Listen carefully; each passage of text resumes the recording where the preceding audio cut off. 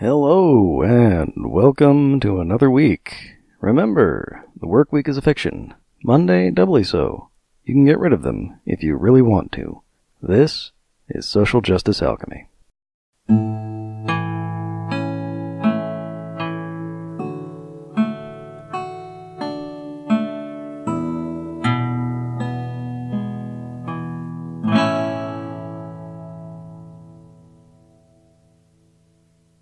Note, friends, this rant is going to mention domestic violence at some length, so you might want to skip ahead if you don't want to listen to this. To about 9 minutes and 30 seconds.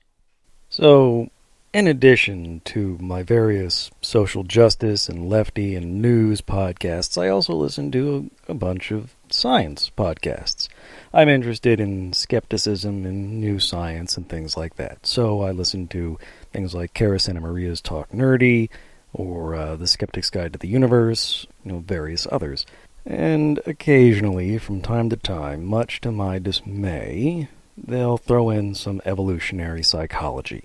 Now, evolutionary psychology is more or less complete and utter horse shit.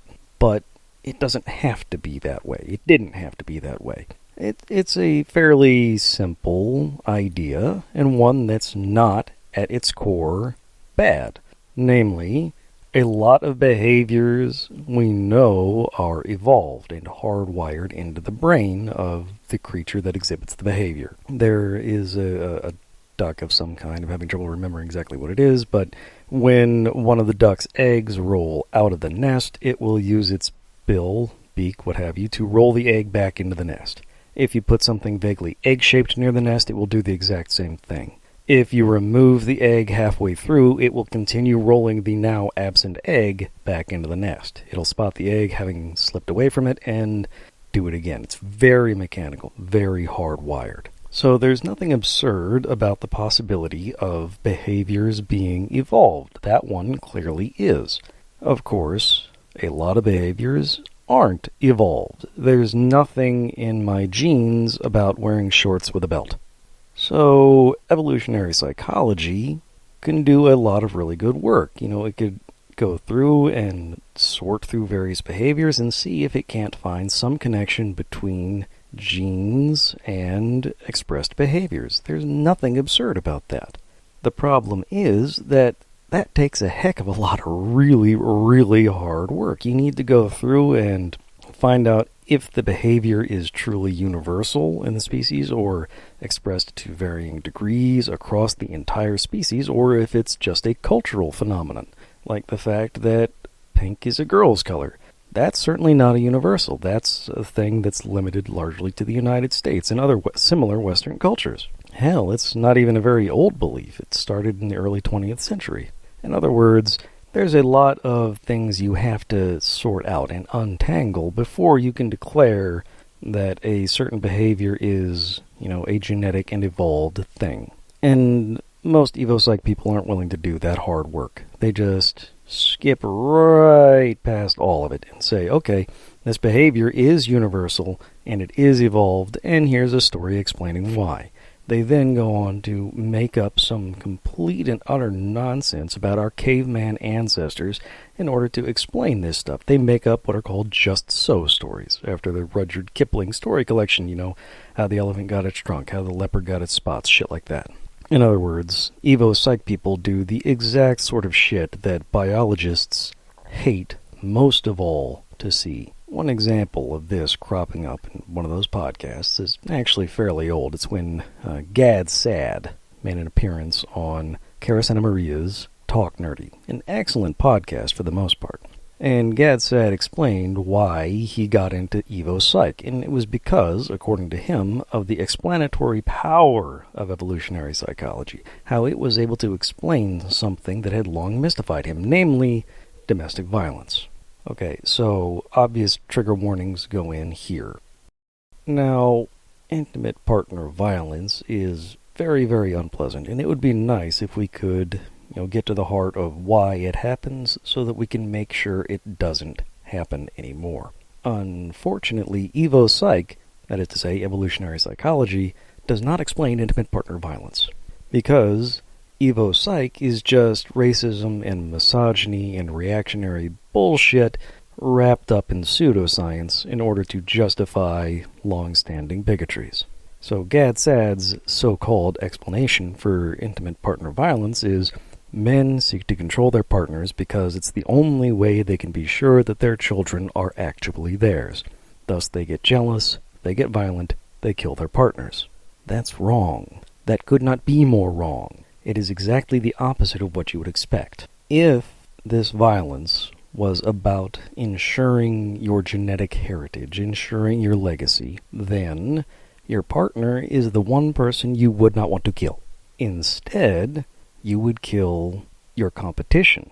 You would kill the next child your partner gave birth to, because you couldn't be sure it was yours, right? Your partner is the only person you can be certain of has at least as much invested in your children as you do. Raising children is an incredibly expensive, difficult, years-long process for human beings. If you kill your partner, not only have you killed the only person you know has as much emotional and genetic investment in that child as you do, and you've made permanent enemies of your partner's family. Killing your partner is the absolute worst thing you could do if you were trying to ensure your genetic legacy.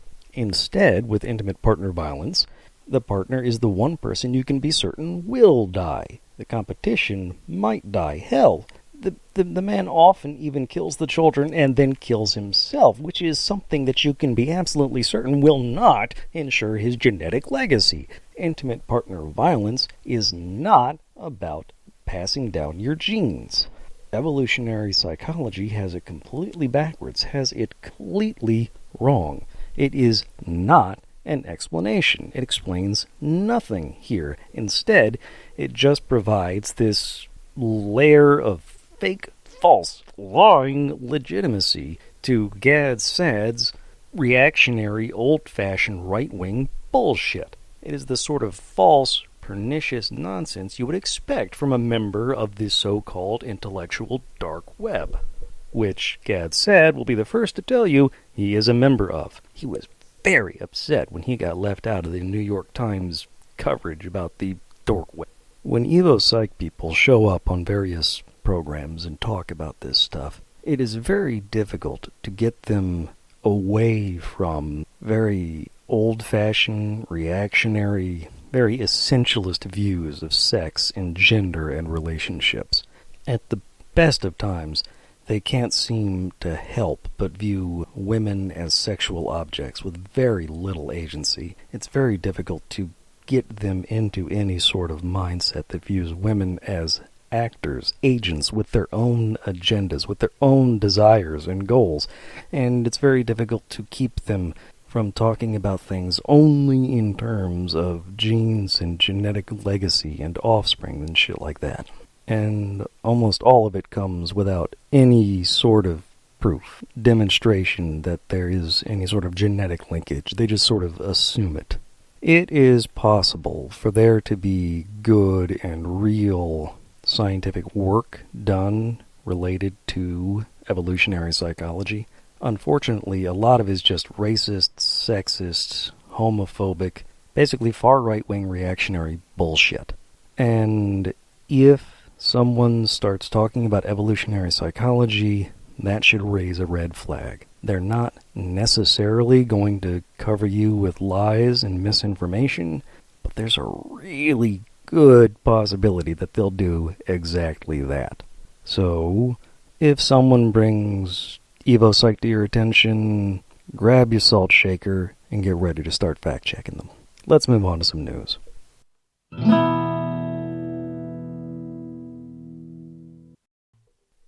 Mike Pence, the vice president, is a fascist. That's not too surprising. He's a Republican. He's a modern Republican, a lifelong Republican, right? Yeah, so he's a fascist. He's a different kind of fascist from Trump, but he's still a fascist. Now, Trump is a self-serving, small-minded, bigoted piece of shit little tin-pot dictator. Pence is a Christian fascist. He's a true believer. He genuinely wants to reshape America. This first story comes to us from IndyStar, which is apparently part of the USA Today network. I don't know much about it beyond that. Title, Vice President Mike Pence quotes Bible in response to being called a Christian supremacist. Well, of course he did, because he was responding during an interview with the Christian Broadcasting Network.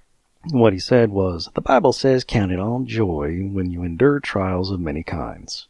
Anytime I'm criticized for my belief in Jesus, I just breathe a prayer of praise." Yeah, no shit.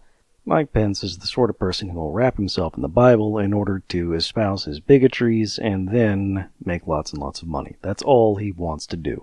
The IndyStar article then goes on to talk about a book that apparently came out this week. I hadn't heard about it. The Shadow President, The Truth About Mike Pence, by authors Michael D'Antonio and Peter Eisner. I might have to check it out because apparently they put it in the right sorts of terms. Quoting the article again, the authors cast Pence's background, Congressman, Indiana Governor, Trump VP, in a harsh light, arguing that, quote, the most successful Christian supremacist in American history, quote, is already functioning as a, quote, kind of replacement president, quote, and is preparing to, quote, fashion a nation more pleasing to his God and corporate sponsors. And if that's not the modern Republican Party, I don't know what is. Yes, the Republican Party, fascism, God in one hand, wallet in the other. That really is how fascism works. We saw that with the Nazis, who deliberately cast themselves as Christian saviors while rebuilding a glorious past, calling themselves the third version of the Roman Empire, the Holy Roman Empire, the Christian Roman Empire, and doing things very, very pro-corporate. Remember, the word privatization was invented in the 30s to describe what the Nazis were doing as they dismantled the Weimar Republic. So, yes, the fascist part of the United States is definitely the saran wrap Christianity, because it's brought to you by DuPont, and you can see right through it.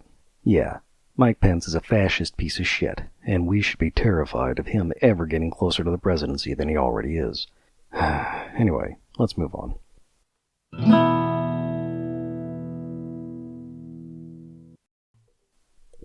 Next up, from Medium.com, Redistribution isn't bad for economic growth. Evidence from the IMF. The author of this piece is anonymous, well, pseudonymous. The author's name is Depony Sum, which, of course, is a nice little anagram of pseudonym. Nice, okay. Anyway, the IMF has released a study showing that redistributing wealth is good for the economy. And no shit. When you give a millionaire a couple $100, he just socks it away in a bank. He doesn't need to do anything with it. Give a poor person a couple $100, they're going to spend it because they're already living hand to mouth. Redistributing wealth makes everything better for everyone.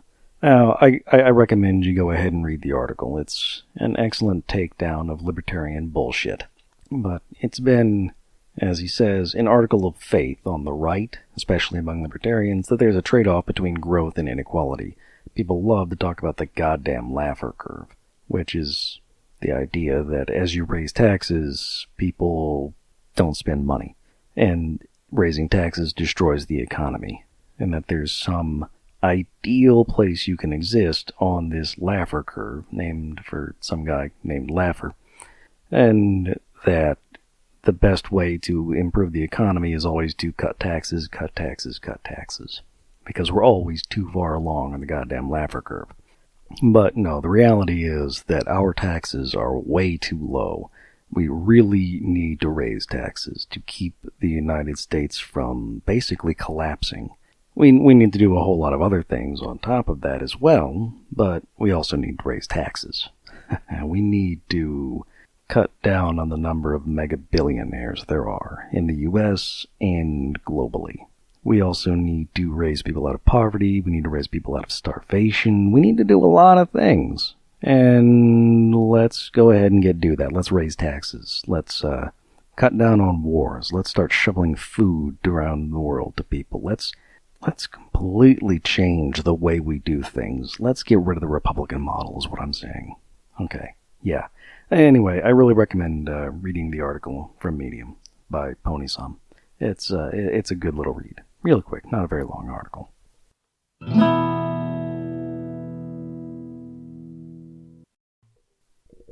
This next piece comes to us from The Atlantic by Talitha LaFloria, an historian. When Slavery is Erased from Plantations.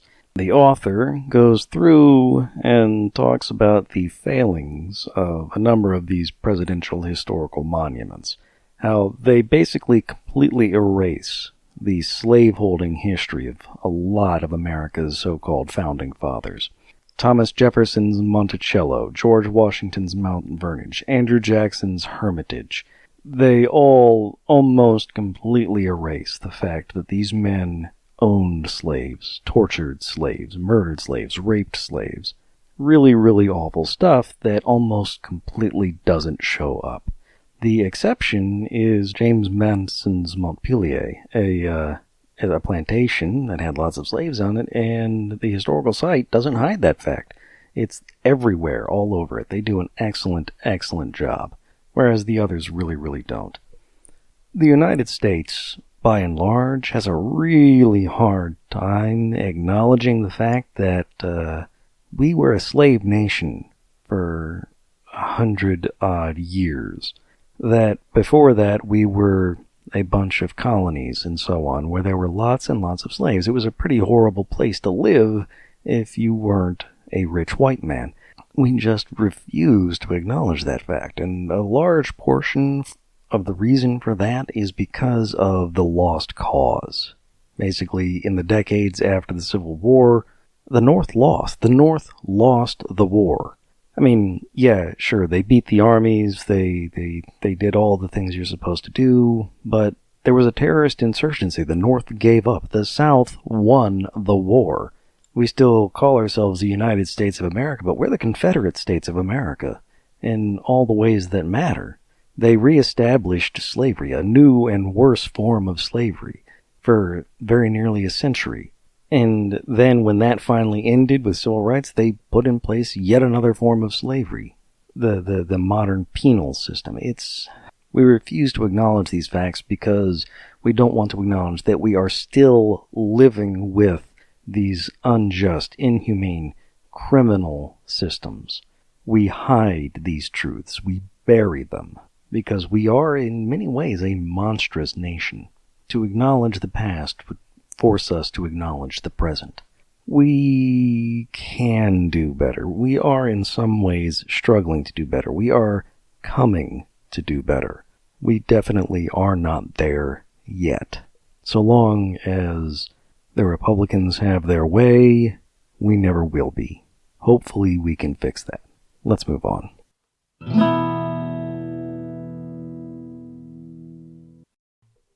So, next up, we have Nike. Nike has made the news by making Colin Kaepernick the face of the 30-year anniversary of their Just Do It campaign. Do something difficult, even if it means sacrifice. And, of course, the right wing completely lost their shit. Started lighting their Nike stuff on fire, cutting swooshes off their clothes, talking about boycotts, and so on. Meanwhile, liberals have been super excited. They've been eating it up. They've been celebrating this. And the left has been grumbling because they know the truth. Nike is, to quote the article from leftvoice.org, Nike is not the uniform of the resistance. Also, YouTuber I follow, Kevin Logan, made a really good short video, about 2.5 minutes, talking about how Nike kind of sucks. Nike uses slave labor. They've been in trouble over and over and over again for using slave labor. Not just sweatshops abroad, but also prison labor here in the U.S. And we are in the middle of one of the largest prison strikes we've ever seen. Nike is not really a good company. They support law enforcement. They make use of slave labor. They use prison labor here in the U.S. That's also slave labor. This is a positive-ish version of the sort of thing where a company will accidentally do something a little bit racist and then really hard apologize for it in order to generate big buzz, get their name in the news. Nike's doing the same thing, it's just sort of in the other direction, taking advantage of all of this nonsense in order to generate big buzz. But they're not really doing a good thing, are they? I don't know. I don't really trust them. I'm still going to buy whatever shoes I buy, and I think it's a good thing that Kaepernick is still able to get a platform, get a voice, get his message out there. But Nike isn't really doing good things. I don't really trust them. And that's why the left is grumbling. Because they are doing a good thing, but they're also doing lots of bad things. And we need to be careful. We shouldn't be too eager to rush to embrace Nike just because they have embraced Kaepernick this one time. So, iffy. Yeah. Let's move on.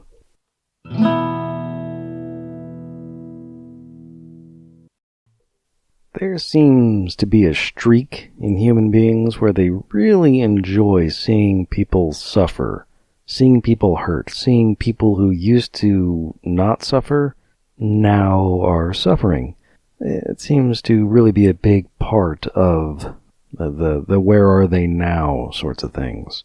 It surfaced a few years back with the photo of Macaulay Culkin that was making the rounds, showing him after a gig. Apparently he's in a band now, and after a long night, leaving a gig, smoking a cigarette, looking tired, worn out, kind of haggard.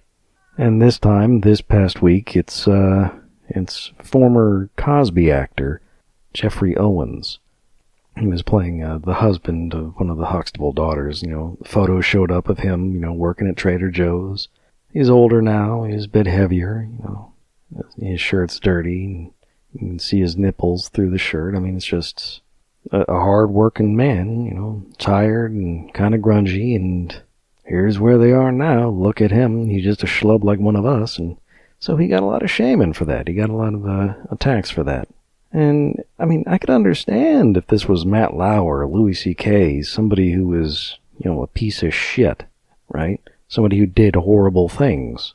But, I mean, this is just some guy, basically. He was a working actor. He was never a huge name. He was never hugely famous or popular or rich. He never really had any, the Cosby Show wasn't a big break for him. He never made it after that. And so, yeah, he's just working a job now, and people want to attack him for that? That's kind of horrible. So a lot of that is, wanting, it feels like this is people wanting to attack somebody who, how to put this, it's projection. Like they were jealous of him for having some measure of wealth and fame, and now they're taking glee in his destruction and downfall. And that's just really shitty and negative, The guy was, working hard. I mean, most actors don't make it to the really big leagues. Most actors just work those occasional gigs and they get by, but they're not hugely wealthy.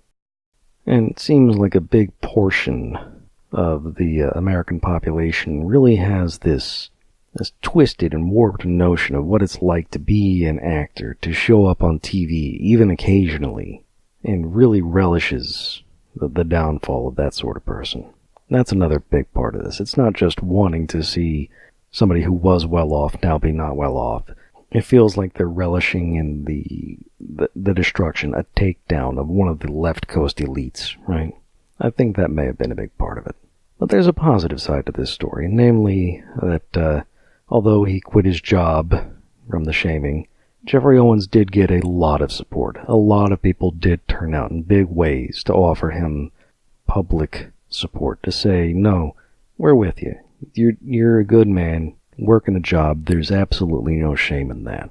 You didn't fall. You moved from one job to another. Things like that. People helping him out. So he's spoken about really being touched by the genuine support he's gotten from a lot of people. So we can segue from the negative aspect of that story to the positive aspect of the story, and that lets us move on neatly and tidily, I think, into the unabashedly happy stories that I like to end the podcast with. Let's go on to the happy news.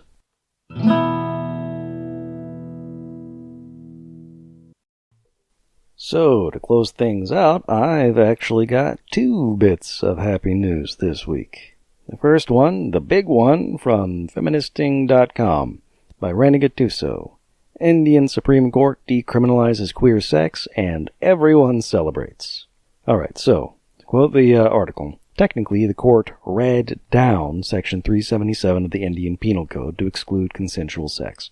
I believe read down would probably be some sort of technical jargon there in that court system, meaning that it's no longer in effect. Implemented, I'm quoting the article again, implemented in 1860 under British official Thomas Macaulay, Section 377 outlawed, quote, carnal acts against the order of nature, end quote, meaning any sexual activity that isn't heterosexual, penetrative, vaginal sex. For 158 years, the law has been used in India to harass, persecute, and imprison queer people, especially transgender and third-gender people and sex workers. That is, until now.